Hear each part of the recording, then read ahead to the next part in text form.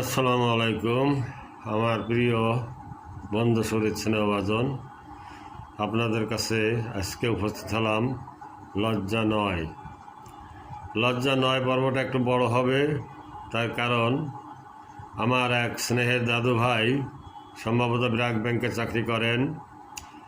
উনি আমাকে friend request পাঠাইছেন, আমি এখনও খেয়াল করিনি এবং অ্যাকসেপ্ট করিনি। তো একটা লজ্জা আটে উনি মন্তব্য করছেন যে আপনার এত লজ্জা কেন, আপনি এত লজ্জা পান কেন। এই কথাটা শুনেই আমি আবার লজ্জা পাইছি।